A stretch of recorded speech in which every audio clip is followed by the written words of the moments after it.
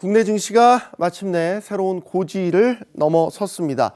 코스피가 지난 20일이었습니다. 사상 처음으로 장중에 5,000포인트를 돌파하면서 1980년 출범 이후 46년 만에 대기록을 세웠습니다. 지난해 75%가 넘는 상승률로 글로벌 주요 지수 가운데 수익률 1위를 기록했고요. 올해 들어서도 18% 넘게 오르면서 상승 흐름을 이어가고 있는데요.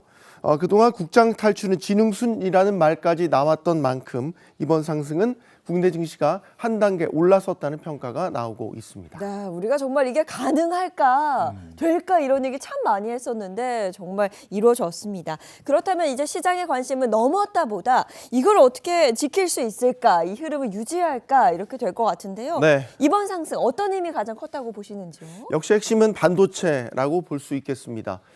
삼성전자와 SK하이닉스를 중심으로 반도체 주가가 강하게 움직였고요. 여기에 정책 기대와 기업 실적 전망까지 좋아지면서 시장 전체의 체력이 함께 올라온 모습입니다. 단순한 기대감이 아니라 실적이 실제로 따라오는 상승이라는 점에서 쉽게 꺾이지 않을 것이라는 평가가 나오는데요. 차익 실현 매물은 나올 수 있지만 시장은 이를 추세가 끝나는 신호라기보다는 잠깐 숨고르기 정도로 보는 분위기입니다. 이 과정에서 나타나는 변화도 적지 않습니다. 그동안 많이 오른 코스피 대형주에서는 차익 실현 매물이 나오고 상대적으로 덜 오른 코스닥 쪽으로 매수세가 옮겨가는 모습인데요. 이 IT나 바이오 같은 성장주를 중심으로 코스닥에도 온기가 번지고 있다는 점은 이번 장세가 일부 종목에만 국한된 흐름은 아니라는 신호로 볼 수 있겠습니다. 네, 기업 실적이 중요한 변수가 될 것 같은데 이번 주에도 굵직한 실적 발표가 있죠? 그렇습니다. 국내에서는 이번 주에 삼성전자와 SK하이닉스의 실적 발표가 예정돼 있습니다. 반도체 업황 회복과 또 AI 관련 수요가 실적에 얼마나 반영됐는지가 시장의 판단 기준이 될 전망입니다. 미국에서도요, 마이크로소프트라든지 테슬라, 메타 같은 이른바 빅테크 기업들의 실적 발표가 이어지는데요.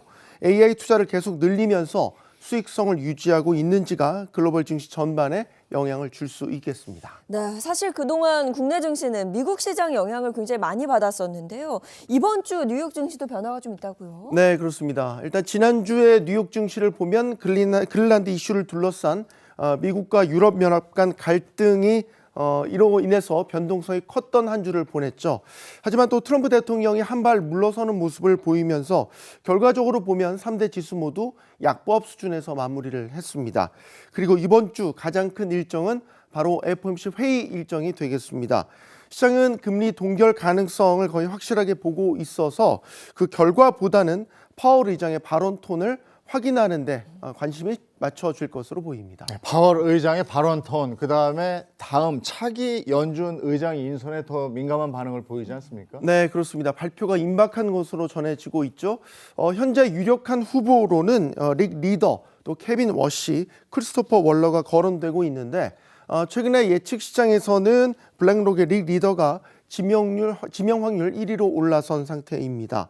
다만 리더는 연준 내부 인사가 아니라는 점에서 통화 정책 성향이 충분히 검증되지 않았고 연준 조직 개편 가능성까지 거론되면서 시장에는 불확실성 요인으로 작용할 수 있다는 평가가 나오고 있습니다.